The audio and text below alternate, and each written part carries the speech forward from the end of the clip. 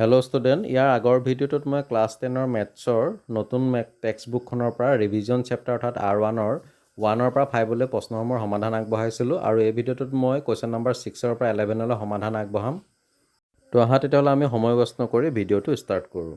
Question number 6টোত দিছে তলৰ প্ৰতিটো সংখ্যাৰ বাবে আটাইতকৈ সৰু কি সংখ্যাৰে হৰণ কৰিলে সংখ্যাটো এটা পূৰ্ণবৰ্গ সংখ্যা হ'ব।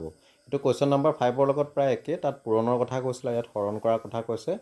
মূল প্ৰশ্নটোলৈ যোৱাৰ আগতে তোমালোকক এটা এক্সাম্পল দিব বিচাৰিছোঁ। যেনেকৈ মই 32 সংখ্যাটো লৈছোঁ, 32 সংখ্যাটো কেনেকৈ এনেধৰণে ইয়াৰ উৎপাদক নিৰ্ণয় কৰি ল'লোঁ। 2 কেইটা পালোঁ 5টা, তো ইয়াত দুটা যোৰা হ'ল আৰু এটা 2 বিজোৰকৈ থাকিল। এতিয়া আমি যদি কওঁ যে 32ক আটাইতকৈ সৰু কি সংখ্যাৰে হৰণ কৰিলে 32 এটা পূৰ্ণবৰ্গ সংখ্যা হ'ব, তো ইয়াত এক্সট্ৰাকৈ 2 পাইছে, তাৰমানে তাক 2ৰে হৰণ কৰি দিব লাগিব।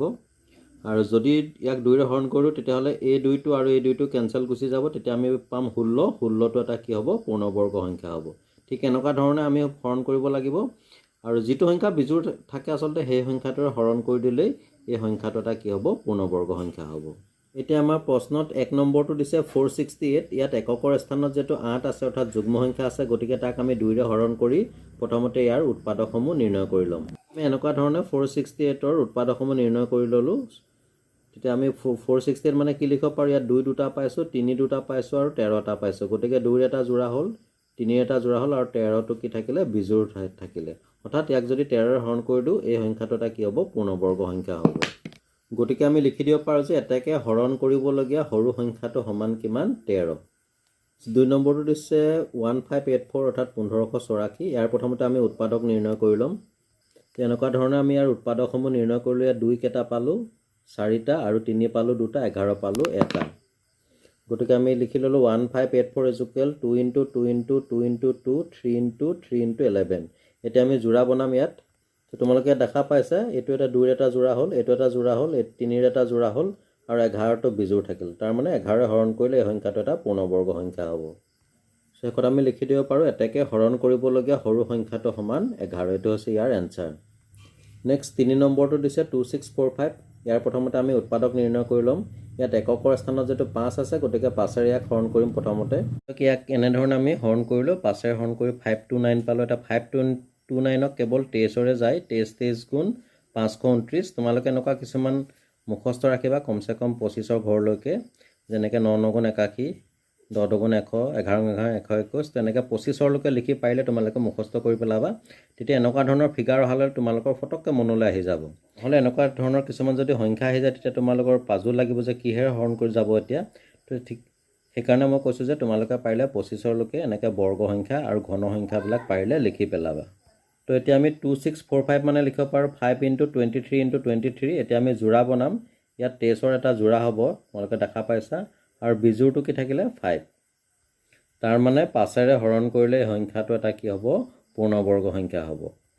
গতিকে আমি লিখিব পাৰোঁ এটাকে হৰণ কৰিবলগীয়া সৰু সংখ্যাটো সমান 5।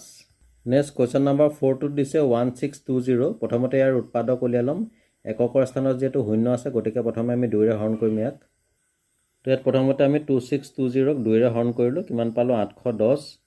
এতিয়া আকৌ 2ৰে হৰণ কৰিছোঁ, 2 4 গুণ 8। এতিয়া কিন্তু 2য়ে একক নাযায়, গতিকে ইয়াত 0 এটা দি ল'ব লাগিব। তাৰপিছত 2 5 গুণ 10। ডাইৰেক্ট 45 লিখি দিলে কিন্তু এনচাৰটো নোলাব। তো আগৰ ভিডিঅ'টো সেই বিষয়ে মই উল্লেখ কৰিছিলোঁ, যদি তোমালোকে চোৱা নাই চাব পাৰিবা। তো ইয়াত আমি 1620 মানে লিখিব পাৰোঁ, ইয়াত 2 কেইটা পাইছিলোঁ, 2টা, তাৰপিছতে 3 পাইছিলোঁ কেইটা, ইয়াত 4টা আৰু 5 এটা পাইছিলোঁ, সেইখিনি লিখি দিলোঁ। এতিয়া আমি পেয়াৰ বনাম। তো ইয়াত তোমালোকে দেখা পাইছা ইয়াত 2ৰ এটা পেয়াৰ হৈছে, 3ৰ দুটা পেয়াৰ হৈছে আৰু 5টো বিজোৰকৈ আছে। গতিকে 5ৰে হৰণ কৰিলে এই সংখ্যাটো এটা পূৰ্ণবৰ্গ সংখ্যা হ'ব। গতিকে আমি শেষত লিখি দিব পাৰোঁ যে এটাকে হৰণ কৰিবলগীয়া সৰু সংখ্যাটো সমান 5। তো এইটোৱে আছিলে কুৱেশ্যন নম্বৰ 6ৰ সমাধান। নেক্সট কুৱেশ্যন নম্বৰ 7টোত দিছে সেনাৰ কেম্প এটাত নায়কজনে 1764জন সৈন্যক বৰ্গাকাৰ ৰূপত এনেদৰে থিয় কৰালে যাতে দীঘে পথালিয়ে শাৰীবোৰত সমান সংখ্যক সৈন্য থাকে। প্ৰতি শাৰীত কেইজনকৈ সৈন্য আছিল। এই কুৱেশ্যনটোত যিহেতু দীঘে পথালিয়ে শাৰীবোৰত সমান সংখ্যক সৈন্য থাকে বুলি কৈছে, তাৰ মানে 1764 সংখ্যাটো এটা পূৰ্ণবৰ্গ সংখ্যা হয়। গতিকে তাৰ যদি আমি বৰ্গমূল উলিয়াওঁ তেতিয়াহ'লে সেইটোৱে হৈছে এই কুৱেশ্যনটোৰ এনচাৰ। উদাহৰণস্বৰূপে যদি 16 সংখ্যাটোৰ কথা কওঁ, তেতিয়া 4 4 গুণ 16, অৰ্থাৎ দীঘে পথালিয়ে শাৰীবোৰত 4জনকৈ সৈন্য থাকিব। আমি 1764ৰ উৎপাদকসমূহ উলিয়াই ল'লোঁ। প্ৰথমতে 2ৰে কৰিছোঁ, এইটো এককৰ স্থানত 4 আছে, গতিকে এইটো 882 হ'ল। তাৰপিছত আকৌ 2ৰে কৰিলোঁ, এককৰ স্থানত 2 আছে, 441 হ'ল। কিন্তু ইয়াত এককৰ স্থানত যিহেতু 1 আছে, যুগ্ম সংখ্যা নহয়, গতিকে 2ৰে হৰণ নাযায়। তো তেনেকুৱা অৱস্থাত আমি অংকবিলাক যোগ কৰিম। 1 × 4 = 5, 5 × 4 = 9, 9ক যিহেতু 3ৰে হৰণ যায়, গতিকে 441কো হৰণ যাব। তো 3ৰে হৰণ কৰিলোঁ ইয়াক। আকৌ 147 পালোঁ, ইয়াতো আমি যোগ কৰি চালোঁ। 7 × 4 = 11, 11কে 12, 12ক 3ৰে হৰণ যায়, গতিকে 147কো 3ৰে হৰণ যাব, 49 বাৰ গ'ল। আৰু শেষত 7 7 গুণ 49। তো ইয়াত আমি 2 এযোৰ পালোঁ, 3 এযোৰ পালোঁ আৰু 7 এযোৰ পালোঁ। তো ইয়াত আমি এইখিনি লিখি ল'লোঁ, 1764 এজুকেল। তাৰপিছত আমি এতিয়া যোৰা বনালোঁ ইয়াত। তো ইয়াত দেখা পাইছে, এইটো 2 এযোৰ হ'ল, 3 এযোৰ হ'ল, 7 এযোৰ হ'ল। এতিয়া আমি 1764 বৰ্গমূল নিৰ্ণয় কৰিম। ইয়াত প্ৰত্যেকটো যোৰাৰ পৰা এটাকৈ আহিব। 2ৰ এটা যোৰা আছে, তাৰ পৰা এটা 2 আহিব। 3ৰ এটা যোৰা আছে, তাৰ পৰা এটা 3 আহিব। 7ৰ এটা যোৰা আছে, তাৰ পৰা এটা 7 আহিব। তো সেইমতে আমি লিখি ল'লোঁ। এতিয়া গোটেইকেইটা পূৰণ কৰি দিম। 2 3 গুণ 6, 6 7 গুণ 42। অৰ্থাৎ 1764 বৰ্গমূল কিমান পালোঁ? 42। তাৰমানে আমি লিখিব পাৰোঁ যে এতেকে প্ৰতিটো শাৰীত 42জনকৈ সৈন্য থাকিব। অৰ্থাৎ দীঘও থাকিব 42জনকৈ আৰু পথালিও থাকিব 42জনকৈ। এইটো হৈছে ইয়াৰ এনচাৰ। নেক্সট কুৱেশ্যন নাম্বাৰ 8ত দিছে 4, 9 আৰু 10ৰে হৰণ কৰিব পৰা আটাইতকৈ সৰু পূৰ্ণবৰ্গ সংখ্যাটো উলিওৱা। অতি ইম্পৰ্টেণ্ট হয় এই কুৱেশ্যনটো। ইয়াত আমি প্ৰথমতে 4, 9 আৰু 10ৰ লসাগু উলিয়াই ল'ব লাগিব। ইয়াত তোমালোকে দেখা পাইছা যে 3টা সংখ্যা আছে। তো ইয়াক আমি হৰণ কৰিবলৈ যাওঁতে মিনিমাম 3টাক যদি হৰণ নাযায়, কিন্তু 2টাক হ'লেও হৰণ যাব লাগিব। ইয়াত দেখিছা 4 আছে আৰু 10 আছে, 2টাকে 2ৰে হৰণ যায়। প্ৰথমতে 2ৰে হৰণ কৰিম। তো আমি 2ৰে হৰণ কৰিলোঁ, 2 2 গুণ 4, 2ৰে 9ক নাযায়, 9ক নগ'লে যেনেকৈ আছে তেনেকৈ লিখি থ'ব লাগিব। 2 5 গুণ 10। এতিয়া 9টো আমি লিখিব পাৰোঁ 3 3 গুণ 9, ইয়াক আমি ভাঙি ল'ব পাৰোঁ। চ' আমি ইয়াত লিখি ল'লোঁ 4, 9 আৰু 10ৰ লসাগু কি পাইছিলোঁ? 2 2 9 আৰু 5। লিখি ল'লোঁ। 9টো এতিয়া আমি ভাঙিলোঁ, 3 3 গুণ 9ৰ সলনি আমি 3 3 গুণ 9, গতিকে 3 × 3 লিখিব পাৰোঁ। এতিয়া 2 এটা যোৰা হ'ল, 3 এটা যোৰা হ'ল, 5টো কিন্তু যোৰা নহ'ল, তো পেয়াৰ নহ'ল। এতিয়া আমি গোটেইকেইটা পূৰণ কৰিলোঁ। 2 2 গুণ 4, 4 3 গুণ 12, 12 3 গুণ 36, 36 5 গুণ 180। এতিয়া কথা হ'ল 5টো যিহেতু বিজোৰ, 5টো যিহেতু যোৰা নহ'ল, গতিকে 180ৰ লগত আমি যদি আৰু এটা 5 পূৰণ কৰি দিওঁ, তেতিয়াহ'লে সেই সংখ্যাটো হৈছে 4, 9, 10ৰে হৰণ কৰিব পৰা আটাইতকৈ সৰু পূৰ্ণবৰ্গ সংখ্যা। গতিকে আমি লিখিছোঁ যে 4, 9 আৰু 10ৰে পূৰণ কৰিব পৰা আটাইতকৈ সৰু পূৰ্ণবৰ্গ সংখ্যাটো হ'ল 180 পূৰণ 5। 5টো কিয় ল'লোঁ? ইয়াত প্ৰত্যেকতে যোৰা আছে, আৰু এটা যোৰা হ'বলৈ ইয়াত আৰু এটা 5 লাগিব, কাৰণ এটা 5 আছে, গতিকে আমি আৰু এটা 5 পূৰণ কৰি দিব লাগিব, তেতিয়া এইটো যোৰা হৈ যাব। 180ৰ লগত 5 পূৰণ কৰিলে পাম আমি 900। এই 900ই হৈছে 4, 9 আৰু 10ৰে পূৰণ কৰিব পৰা আটাইতকৈ সৰু পূৰ্ণবৰ্গ সংখ্যা। তো এইটোৱে আছিলে ইয়াৰ এনচাৰ। কুৱেশ্যন নম্বৰ 9ত দিছে হৰণ পদ্ধতিৰে বৰ্গমূল নিৰ্ণয় কৰা। তো ইয়াত আমাক 1 নম্বৰটোত দিছে 2116। ইয়াত প্ৰথমতে আমি সংখ্যাটোক যোৰা বনাব লাগিব, যিটো বৰ্গমূল উলিয়াবলৈ কৈছে, গতিকে পেয়াৰ বনাব লাগিব। ইয়াত প্ৰথমতে আমি বাওঁফালৰ পৰা এই দুটা সংখ্যা এটা যোৰা হ'ব, তাৰপৰা এই দুটা এটা সংখ্যা যোৰা হ'ব। আমি এনেধৰণে দুটা সংখ্যাৰ ওপৰত আঁচটানিতে যোৰা বনাই ল'লোঁ। এতিয়া ইয়াক আমি হৰণ কৰিব লাগিব। যেতিয়া আমাক কুৱেশ্যনটো দিয়ে দিছে হৰণ পদ্ধতিৰে বৰ্গমূল নিৰ্ণয় কৰিব লাগে, এই নিয়মটো যথেষ্ট ইম্পৰ্টেণ্ট হয়। এইটো যদি তোমালোকে ভালকৈ শিকি লোৱা, যিকোনো সংখ্যাৰ বৰ্গমূল খুব সোনকালে উলিয়াব পাৰিবা। যিয়ে নহওক, এতিয়া প্ৰথম যোৰাটোত কি আছে? 21 আছে। 21ক আমি দুটা সংখ্যাৰ পূৰণফল হিচাপে দেখাব লাগিব। ধৰা আমি 5 5 ল'ব পাৰোঁ বা 4 4 ল'ব পাৰোঁ। এতিয়া তোমালোকে চোৱাচোন, দুটা 5 পূৰণ কৰিলে আমি 25 পাম, কিন্তু 21তকৈ 25টো ডাঙৰ হৈ যাব, গতিকে আমি দুটা 4 ল'ব পাৰোঁ। 4 4 গুণ 16 এইটো আমি ধৰিব পাৰোঁ। সেয়ে আমি ইয়াতো এটা 4 দিব লাগিব, ইয়াতো এটা 4 দিব লাগিব। 4 4 গুণ কিমান হৈ গ'ল? 16। এতিয়া আমি 21ৰ পৰা 16 বিয়োগ কৰিলে 5 পাম। এতিয়া এই যিটো যোৰাটো গোটেইটো নামি আহিব, যিহেতু আমি যোৰা বনাই থৈছোঁ, এই 16টো ইয়ালৈ নামি আহিব। দেখি পালে তোমালোকে 5 × 16 হৈ গ'ল। এতিয়া আমি কি কৰিব লাগিব? 4ৰ লগত যিহেতু 4 পূৰণ কৰিছোঁ, গতিকে ইয়াৰ লগত 4 এটা যোগ কৰি দিব লাগিব। তোমালোকে দেখা পালা 4 4 কিমান হৈ গ'ল? 8। ইয়াত যদি 3 আৰু 3 হ'ল, তেতিয়া 3 3 ইয়াত 6 পাতিলোহেঁতেন। যিয়ে সংখ্যা নোলোৱা সেই দুটা সংখ্যা ইয়াত কি কৰিব লাগিব? যোগ কৰি দিব লাগিব। এতিয়া আমি এনেকুৱা এটা সংখ্যা পূৰণ কৰিব লাগিব, যিকেইটো সংখ্যা তলত আৰু ওপৰত পূৰণ কৰিলে 8ৰ লগত 516 পাম। এতিয়া আমি দুটা 3 ল'লোঁ, 8ৰ লগত ওপৰতো এটা 3, তলতো এটা 3, এনেধৰণে আমি যোৰা বনাই পূৰণ কৰিব লাগিব। তো ইয়াত আমি কিমান পাম? এতিয়া 3 3 গুণ 9, 3 8 গুণ 24। এইটো বহুত সৰু হৈ গ'ল 516তকৈ। এবাৰ ইয়াত আমি 4 4 দি চাওঁ। তো তো দেখিলা আমি ইয়াত আৰু 8ৰ লগত ইয়াত এটা 4 আৰু ইয়াত এটা 4 দি পূৰণ কৰোঁতে 326 পালোঁ। এইটো বহুত সৰু হৈ গ'ল।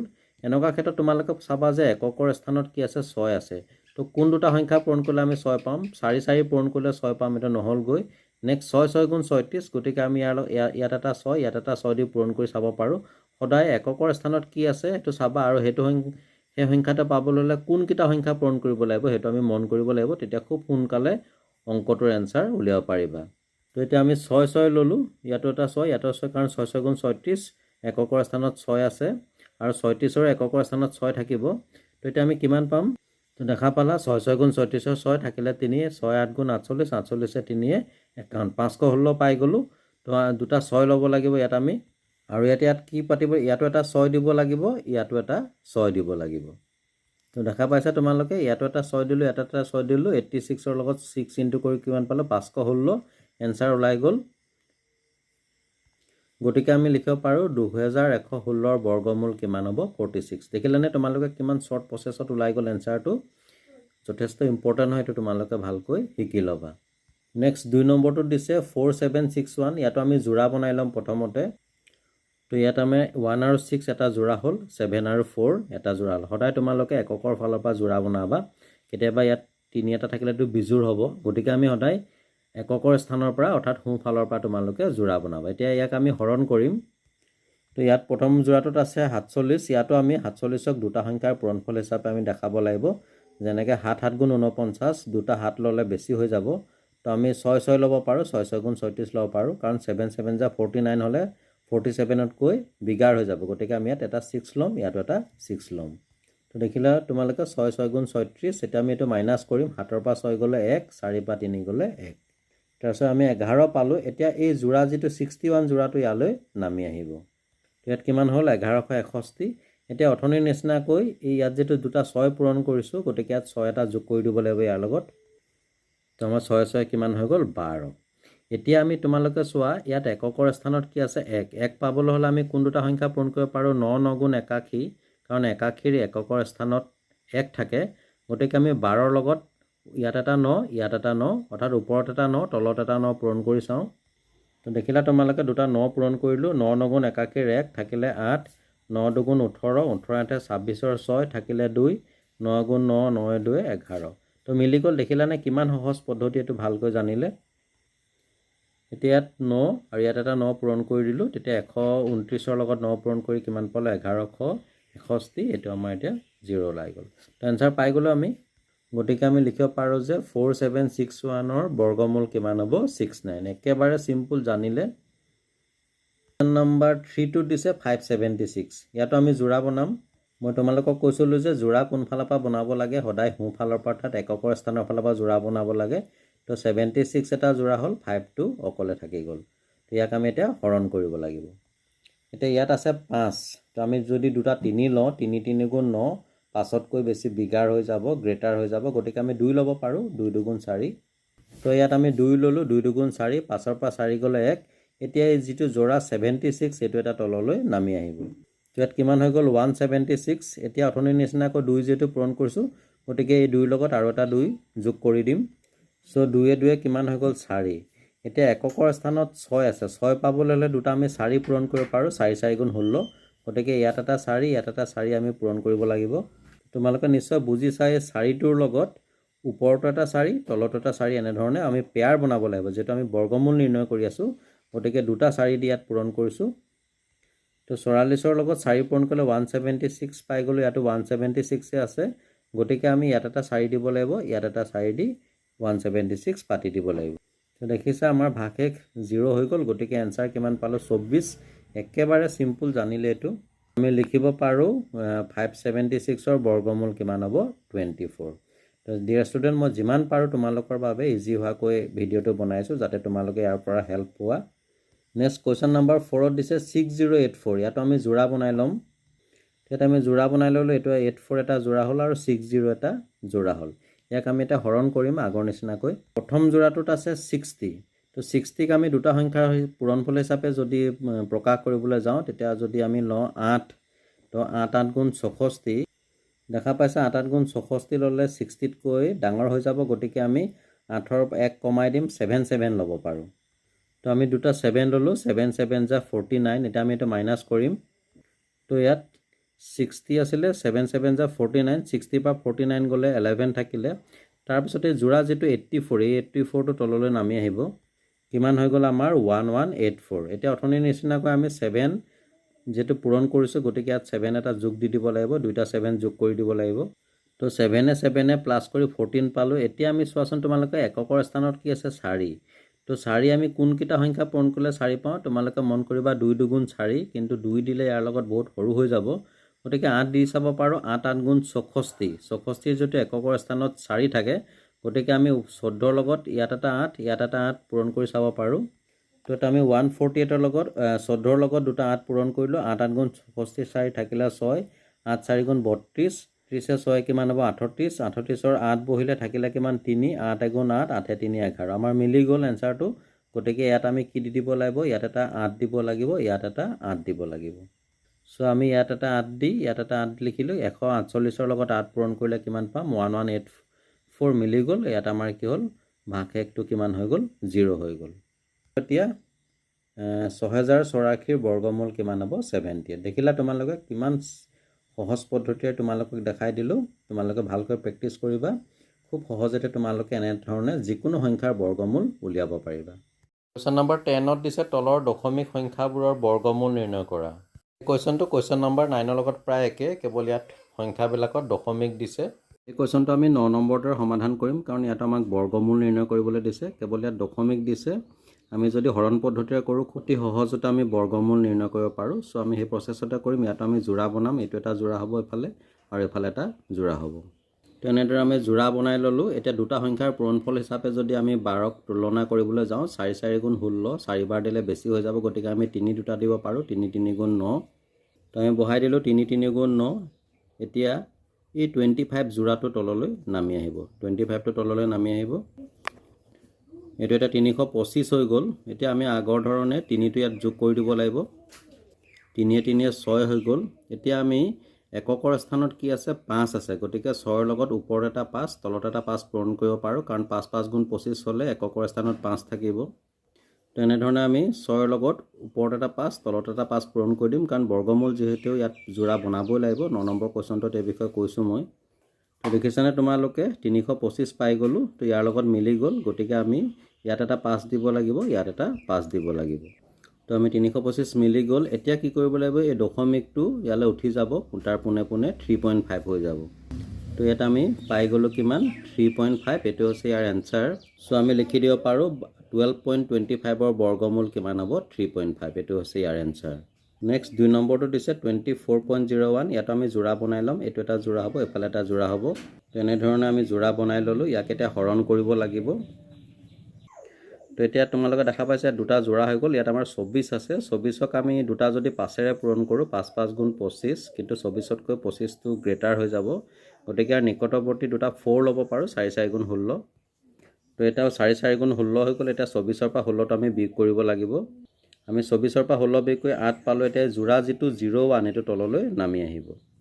তো ইয়াত কিমান হৈ গ'ল 801। এতিয়া আমি আগৰ ধৰণে 4টো ইয়াৰ লগত যোগ কৰি দিব লাগিব, দুটা 4। তো ইয়াত আমি 8 পালোঁ। এতিয়া ইয়াত চোৱাচোন এককৰ স্থানত কি আছে 1। আমি কোন দুটা সংখ্যা পূৰণ কৰিলে 1 পাম, 9 ল'ব পাৰোঁ, 9 9 গুণ 81, 81ৰ এককৰ স্থানত 1 থাকে। তো ইয়াত আমি 8ৰ লগত দুটা 9 পূৰণ কৰিলোঁ, 9 9 গুণ 81ৰ 1 থাকিলে কিমান 8, আৰু 8 9 গুণ 72, 72ৰে 8 কিমান হ'ল 80, এইটো মিলি গ'ল। তো গতিকে আমি ইয়াতো এটা 9 দিব লাগিব, ইয়াতো এটা 9 দিব লাগিব। তো ইয়াত আমাৰ 9 9 গুণ এইটো 801, 801 মিলি গ'ল। এতিয়া কি কৰিব লাগিব, দশমিকটো তাৰ ওপৰলৈ উঠি যাব, 4.9 হৈ যাব। তো ইয়াত আমাৰ 4.9 হৈ গ'ল। এইটো হৈছে 24.01ৰ বৰ্গমূল। লিখিব পাৰোঁ 24.1ৰ বৰ্গমূল কিমান হ'ব 4.9। দেখিছেনে কিমান সহজতে ইয়াৰ এনচাৰটো আমি উলিয়াব পাৰিলোঁ। কুৱেশ্যন নম্বৰ 3টোত দিছে 1.46.41, ইয়াতো আমি যোৰা বনাব লাগিব। এইটো এটা যোৰা হ'ব, এইটো এটা যোৰা হ'ব, আৰু একটো ছিংগলকৈ থাকি যাব। দেখি পাইছা তোমালোকে, এইটো এটা যোৰা বনালোঁ, এইটো এটা যোৰা বনালোঁ, আৰু একটো ছিংগলকৈ থাকি গ'ল। ইয়াক এতিয়া আমি হৰণ কৰিব লাগিব আগৰ নিচিনাকৈ। প্ৰথমতে ইয়াৰ কি আছে 1 আছে, 1ক 1ৰে যাব, 1 গুণ 1, এইটো আমি বহাই দিব পাৰোঁ। তো ইয়াত আমি 1 গুণ 1 বহাই দিলোঁ। এতিয়া 1ৰ পৰা 1 গ'লে শূন্যটো নাহে, কিন্তু এই যোৰা 46টো ইয়াত এতিয়া নামি আহিব।